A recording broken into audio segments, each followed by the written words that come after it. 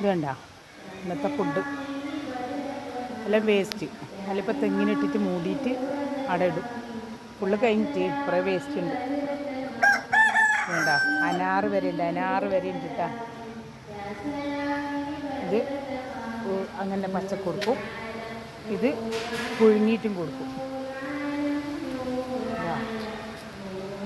ഒരാൾ ഇറങ്ങി വരട്ടായി തിന്നെ.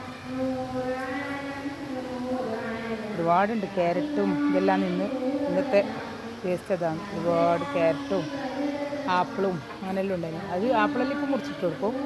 ഇത് പുഴുങ്ങും, ഇത് പച്ചക്ക് തിന്നൂല. അങ്ങനെയെല്ലാം കൊടുത്തോ, അങ്ങനെയെല്ലാം കൊടുത്താൽ തന്നെ മാഷാ അല്ലാഹ് ഒരുപാട് കുറച്ച് മെനക്കെടുണ്ട്. പിന്നെ നാണക്കെടൊന്നും വിചാരിച്ചാലൊന്നും നടക്കൂല. ഇത് പിന്നെ നമ്മൾ സ്ഥിരം എടുക്കുന്നതുകൊണ്ട് പിന്നെ നമ്മൾ അളയപ്പുണ്ട്.